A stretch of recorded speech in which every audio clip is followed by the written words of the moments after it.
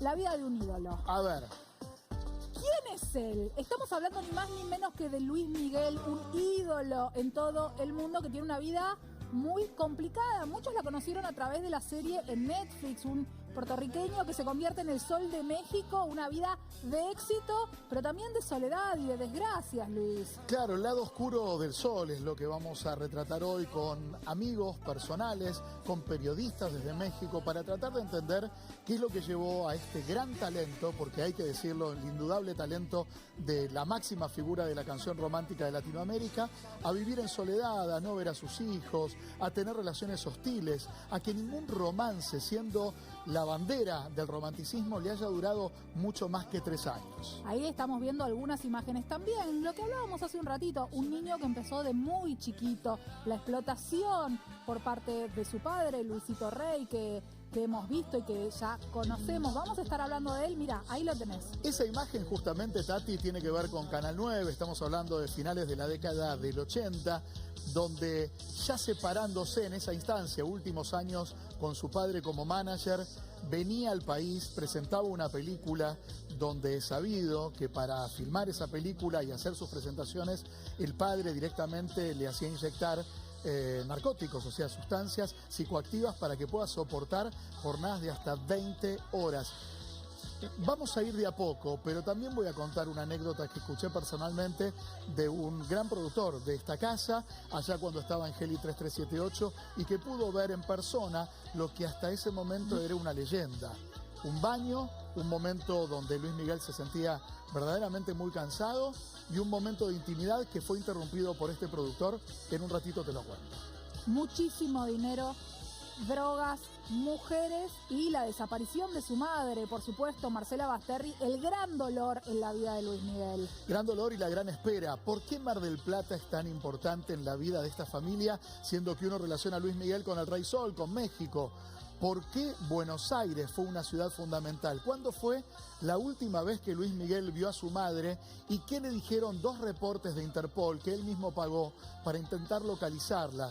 ¿Se fue con un amante? ¿Se aisló? ¿Fue internada en un neuropsiquiátrico?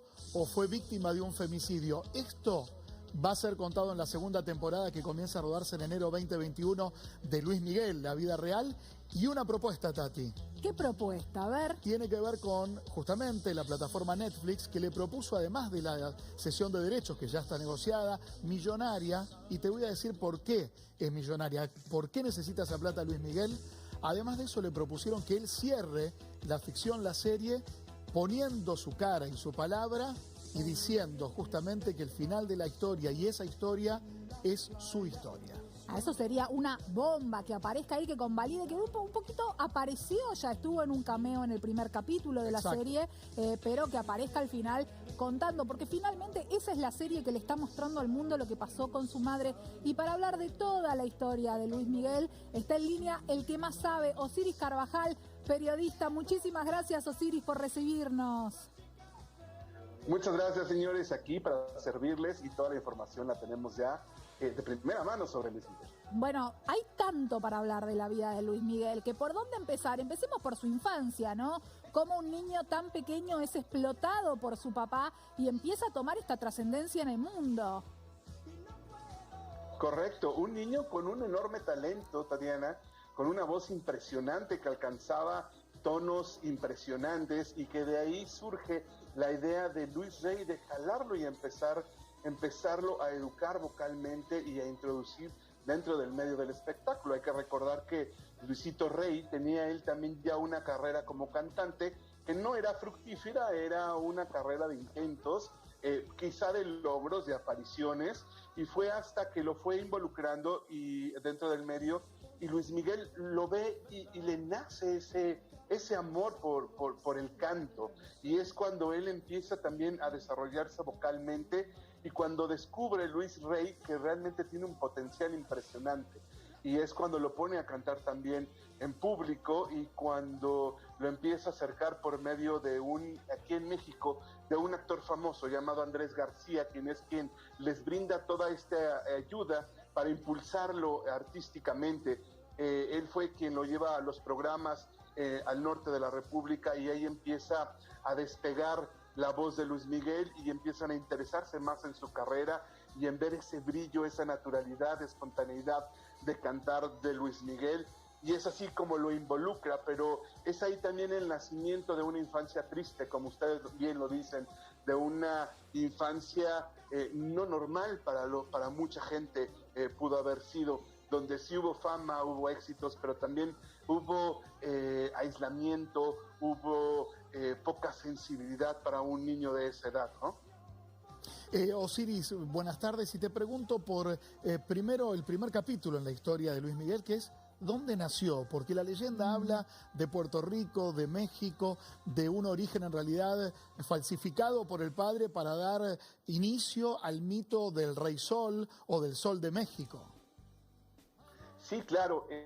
Mira, él nace en San Juan, Puerto Rico, y de ahí, como él visitaba diferentes países para abrirse camino como cantante, llega a México, y al llegar a México, la estrategia visionaria de Luis Rey es decir, tú vas a ser mexicano, vas a ser para los mexicanos, y es así como su estrategia de mercadotecnia lo hace ser muy mexicano.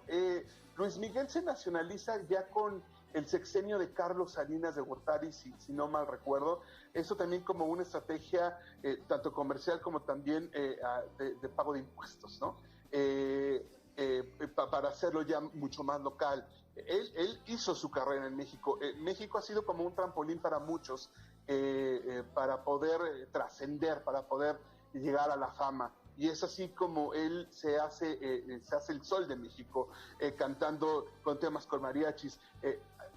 Luis Rey lo sometía o lo obligaba a cantar temas muy mexicanos, a involucrarlo con la política mexicana, con el espectáculo mexicano, a hacerlo de esta manera pues más nacional, más nuestro, ¿no? Es así como sale el Sol de México. ¿Qué pasaba con Luis Rey y Luis Miguel cuando el padre lo obligaba a trabajar a pesar de un extremo agotamiento? Y sabemos que quien lo defendía, que quien lo cuidaba un poco más, era su mamá. Sabemos que Luis Rey lo ha hecho consumir sustancias para estar preparado para filmar o para salir a cantar cuando era un niño que no daba más. En efecto, mira, Tatiana, lo que vemos en la serie prácticamente pues vendría siendo como nuestra versión oficial, porque Luis Miguel siempre fue muy hermético en cuanto a contar cosas de su vida privada. En diversas entrevistas él lo ha dicho, ha sido muy hermético, que eso lo va a mantener en privacidad. Pero el hecho de autorizar ya esta biografía, nos damos cuenta de una parte importante que tiene un alto porcentaje de verdad o de credibilidad. Y en ese sentido, sí, finalmente la parte afectiva la lleva la madre, y la parte visionaria o la parte explotada es la parte de Luis Rey, a quien muchos aquí difieren de él, ¿no? Algunos dicen que era muy buen padre y algunos dicen que sí era un padre explotador. Finalmente Marcela apoyaba con el diseño de vestuario, con pues el cariño, el apapacho, la parte fraterna de la familia, pero él lo condicionaba mucho, que tenía que dejar por un lado la familia para dedicarse a la canción. Incluso parece ser que cuando se separan en algún momento Luisito Rey de Marcela Basteri, la condición es esa: si tú te vas a dejar de tener todo esto, ¿no? Para dedicarte, y vas a perder esto. Entonces ahí fue una parte en donde nos dejan ver a un Luis Miguel que decide pues seguirse dedicando a la fama, a la música. Hay un último encuentro, Osiris, que bueno, la serie relata en su primera temporada, en una vivienda donde justamente en su momento habían vivido toda la familia nuclear, pero Marcela había escapado hacia Italia y luego vuelve para un último encuentro con Luisito Rey. Después de eso desaparece. Y antes también creo que hubo un encuentro entre Luis Miguel y la madre aquí en Buenos Aires, ¿es así? Correcto, fue en un concierto, si no mal recuerdo, en donde incluso él le dedica una canción y le regala la famosa medalla o la cadenita con la medalla, y ella es la última vez que se ven y que se dicen que se quieren. Ella estaba muy orgullosa de su hijo. Marcela estuvo limitada a que Luis Miguel le compartiera mucho de los éxitos, muchas entregas, antorchas, Grammys, premios internacionales, por lo mismo de que le hacía a un lado Luisito Rey. Yo creo que el mayor temor de Luisito Rey es que Luis Miguel se sintiera con mucho afecto hacia la mamá y pudiera de esa manera perder el control, porque Luisito Rey era una persona muy controlable, lo hemos visto, lo ha expuesto Luis Miguel, porque nosotros nos damos cuenta del tipo de personaje que es Luisito Rey hasta que vemos esta serie, esta bioserie, y vemos la verdadera personalidad de cómo era una persona, pues, mala, ¿no? Incluso se convirtió aquí en tendencia por ser el villano, Luisito Rey, sobre mucha gente. Sí. Tomó mucho, creció mucho el perfil de Luis Rey en el mundo como el villano. Ahora, metámonos de lleno en el capítulo de Marcela Basterri, si te parece, Osiris. ¿Cuáles son las distintas teorías, las distintas hipótesis que se manejan sobre la desaparición de la mamá de Luis Miguel?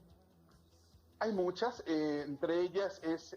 las principales es que ella fue infiel y que se fue con un supuesto novio, Marcela. La otra es que fue víctima del narcotráfico, también puesta por Luisito Rey. De lo que se dice es que ella muere ahogada en alcohol y drogada en una piscina y que nadie se dio cuenta. Esa es la versión. Nosotros estuvimos investigando por muchas partes. Una de ellas nos decían que había alguien que estaba viva, que está en Argentina. Mucha gente está siguiendo ese caso de una persona indigente. Sí, hay muchas versiones de una mujer indigente en la Argentina que se evalúa como la posible madre de Luis Miguel. ¿Allá le dan veracidad a esta situación?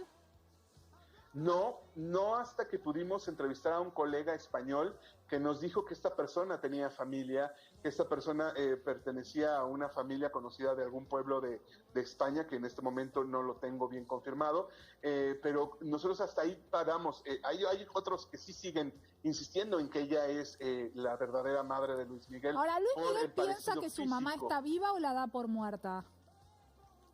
Es que ese es el gran misterio que va a haber en esta segunda temporada. Nos dejan, de hecho, con este último capítulo, en donde queda la incertidumbre de qué fue lo que realmente pasó con ella. Hasta donde sabemos, Javier León, cuando se le preguntó, el autor de la biografía autorizada por Luis Miguel, qué había pasado con Marcela Basterri, él fue muy claro y me dijo, Marcela Basterri está muerta y les pedimos que la dejen descansar en paz. Esta es la versión que tiene Javier León, que ha estudiado a este personaje, Luis Miguel, desde años atrás y que tiene completamente autorizado este libro, que fue leído y que está hecho, incluso la bioserie está basada en este libro. Entonces, para nosotros está muerta. Hay otros que siguen dándole credibilidad a esta persona de que está viva, está indigente. Realmente han estudiado rasgos, han estudiado el perfil también de esta mujer. Esta mujer pertenece a una familia española y fue a dar allá por problemas psiquiátricos. El enigma es, Osiris, ya continuamos, es si murió, cómo murió, dónde murió y por qué tanto empecinamiento de Luisito Rey de ocultar el final de la madre de Luis Miguel, hundiéndolo directamente en una depresión que él dijo que transitó y que lo llevó justamente a páginas oscuras de su vida. Sin embargo, hace algunos años, 10 años, perdón, esto decía Luis Miguel de su madre. Ha sido muy difícil para ti el estar separado de tu madre por tantos años. ¿Has logrado tener algún contacto con ella? No, desgraciadamente no. Y eso es una de las cosas que más me duelen y es algo de los temas que siguen estando ahí pendientes, pero bueno, pues, yo creo que es algo que en su momento podré superar, ¿no? Pero no ha sido posible, es muy difícil, ¿no? Una madre siempre será una madre y sobre todo para aquellos que no contamos con su presencia, no contamos con, ¿sabes? Con ese cariño, con ese amor, pues es todavía le damos muchísimo más valor. A ver, el dolor y también la tristeza de Luis Miguel en el 2008. Estamos hablando de muchos años después de que la madre desapareciese. el silencio del padre, un silencio que ni siquiera, según dice la serie, en el momento de su muerte Tati logró quebrar para darle una verdad a su hijo. Ni ahí le aclaró a su hijo qué había sido el destino de la madre. Y la desesperación, ¿no? De claro. no saber, porque cuando uno sabe que un ser amado partió de este mundo, puede despedirse, puede hacer el duelo, la desesperación, ¿no, claro. Siris? Exacto, él dice, el tema sigue pendiente, ¿no? Se conoce, se sabe que él pagó investigadores para saber el paradero de su madre, pero no se sabe si el paradero vivo, el paradero de los restos de la madre. Todo parece indicar que ella está enterrada en Maltas, en España, pero es algo que tampoco se sabe, es una incertidumbre. Entonces yo creo que esa incertidumbre te lleva a pensar mucho a el abandono, a por qué me dejó, o si en verdad mi padre la ocultó o la mandó a matar, de tantas cosas que se especulan. Pero finalmente él es una persona que se quedó con esa ausencia y con esa falta de cariño. Yo creo que por eso lo refleja mucho tanto en su personalidad con sus hijos, ¿no? Claro. El de abandono, el de no tener ese contacto, ese afecto, ese cariño con los hijos. Osiris, vamos ahora a ver un Luis Miguel verdaderamente desencajado, van a ver la expresión de él, un programa muy conocido, como fue el programa de Verónica Castro, uno anterior de La Movida, un ciclo que tenía antes, donde Verónica lo sorprende con una llamada de su hermano desde Miami, un hermano con el que estaba, o sea, Luis Rey a lo que se dedicó es a partir todo vínculo de su hijo estrella. O sea, deshacerle vínculos, exacto, dominarlo y tenerlo entrenado solamente para trabajar 15 horas por día.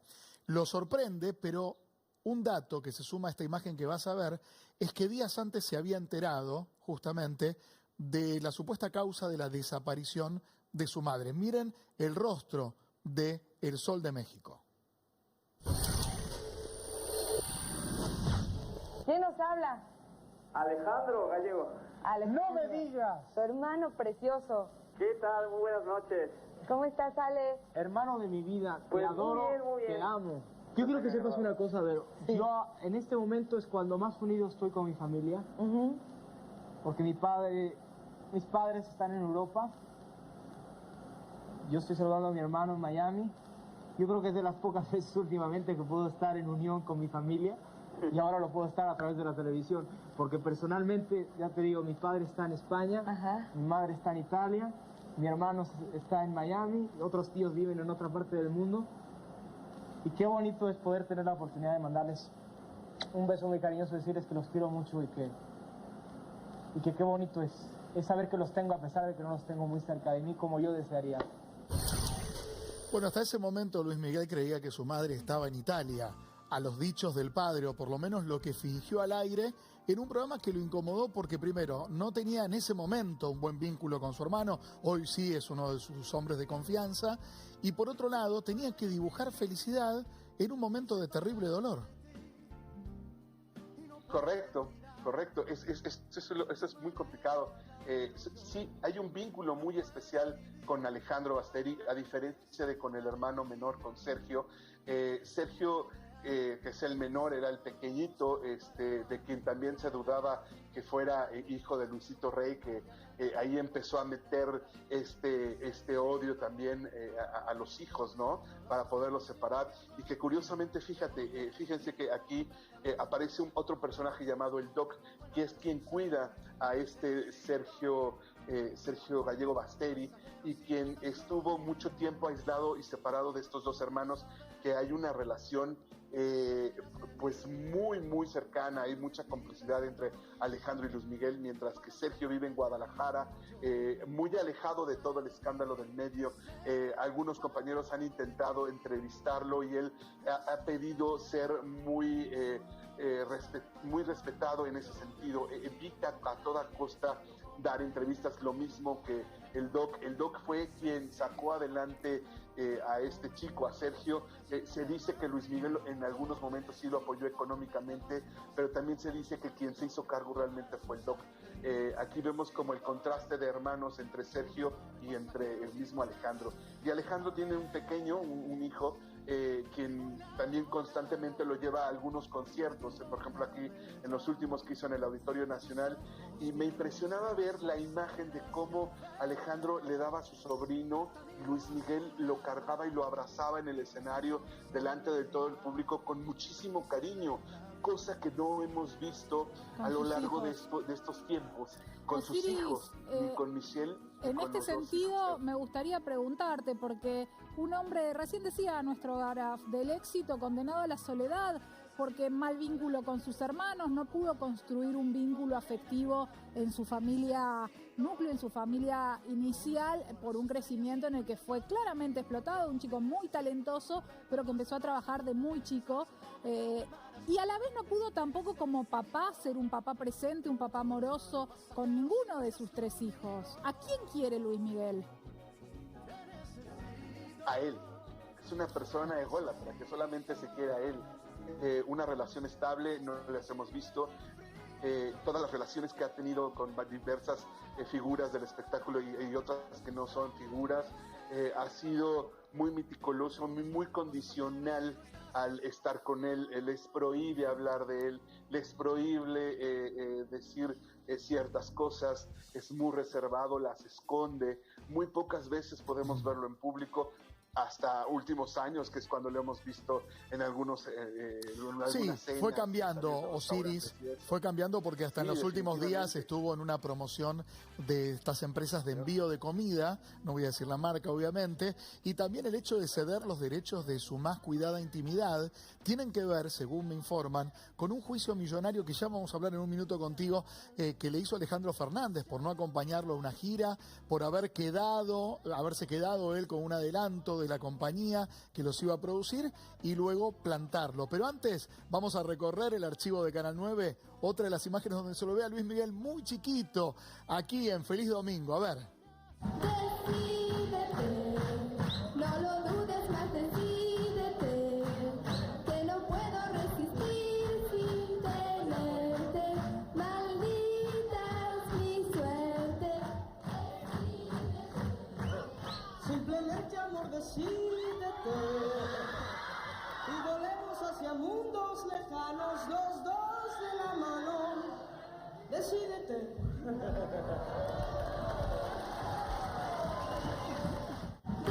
Linda imagen de Luis Miguel. Amo el archivo de Canal 9. Maravilloso. Amo. Maravilloso momento. Esto fue, a ver, años después de aquella versión de Malagueña que está en redes sociales, seguramente la van a poder encontrar, donde se ve, Tati, la altura de la voz de Luis Miguel siendo un nene. Una criatura, maravilloso, claro. El tono al que llegaba, un talentoso. Lo sigue manteniendo esos tonos, ¿no? Son tonos largos que solamente él puede expresarlos, manejarlos, controlarlos en un escenario, que cuida muchísimo, que es una persona que está muy ligada del oído con el canto y con la cabeza para poder. Si te parece, Osiris, vemos un pedacito de La Malagueña por Luis Miguel para escuchar a dónde llega esa criatura. Ellos me quieren mirar, pero si tú no los dejas, pero si tú no los dejas, ni siquiera parpadear.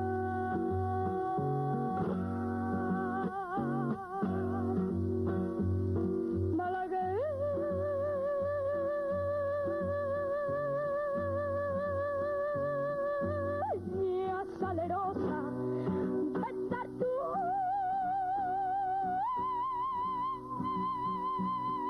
labios quisiera, besar tus labios quisiera, para que yo salerosa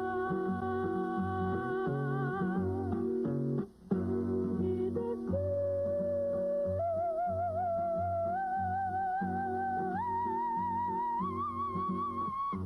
niña hermosa.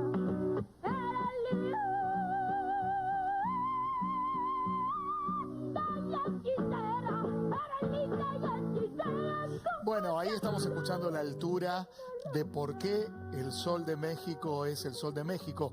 Lo que quiero detenerme también, Osiris, para preguntarte, es que ahí vemos un rostro de un nene feliz, cantando en felicidad.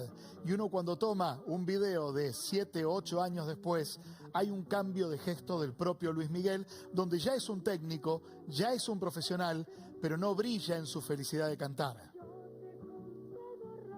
Correcto, correcto. Es que estos son los inicios de Luis Miguel, cuando se empieza a cumplir la realidad de ser como el papá, de poder transmitirle a la gente este talento. Y sí, como bien dices, después ya a lo largo de esos años empieza a ver cómo se desborda ante el público y cómo el público lo ovaciona y lo quiere tocar y se vuelve el ídolo, pero también cómo sacrifica esta infancia por ser Luis Miguel, ¿no? Sacrifica en horas de sueño, en vivir cosas que un niño no vive en esos momentos, como por ejemplo las fiestas y borracheras del papá que dicen que se tomaba. En algunos momentos cuentan anécdotas de que Luis Miguel dormía y mientras él dormía el papá se metía cosas en la nariz y dormía o andaba con mujeres o se acostaba con mujeres justamente cuando él estaba presente. O sea, cosas que un niño a esa edad pues no puede ver, ¿no? Bueno, en ese sentido, incluso la serie muestra no solo al padre, sino a todo el entorno de Luis Miguel participando en fiestas, con drogas, con exceso de alcohol, y lo muestra a él como en un lugar que mira la situación. Me acuerdo de una escena, él sentado en una ventana mirando hacia abajo lo que pasaba, no termina de mostrar cuán involucrado estaba él en esas situaciones. Ahora, retomando esto que decía recién mi compañero sobre un nene que era feliz cantando, en algún momento esa pasión se vuelve también un negocio, se vuelve una carga, se vuelve una exigencia, y hace muchos años que vemos a un Luis Miguel en el escenario muy malhumorado en general, muy enojado con su equipo. Esto es común en el mundo, Siris. Sí, finalmente Luis Miguel pasa por una racha difícil en donde hubo una temporada que comienza a dar conciertos por quererlos dar o por tener que darlos, conciertos donde veíamos siempre lo mismo, donde siempre el set escenográfico era el mismo, donde a veces te daba 1 hora de concierto cuando el costo de los boletos eran muy caros, ¿no? Por ejemplo, una carrera pues que ahí estaba, cayó, dejamos de escuchar mucho a Luis Miguel, no hubo éxitos de Luis Miguel en su momento, y de pronto surgió pues la idea de hacer una gira. Hace momento lo comentaban, de juntarlo con Alejandro Fernández. No sé si quieren que ya toquemos ese tema, pero es muy importante porque esta gira lo iba a volver a sacar a luz, a hacer el Luis Miguel que era antes. Y justamente con Alejandro Fernández surge una propuesta en donde esta gira iba a durar pues muchas fechas a lo largo de la República Mexicana y de otros países, y en el que curiosamente él, antes de iniciar esta contratación, pide $1 millón para abrir ese contrato, para abrir esa fecha, y después le vuelven a dar otros 2 pagos que sabemos que fue uno primero de $750,000, el segundo fue de $1,200,000 y el tercero fue de $3,093,000.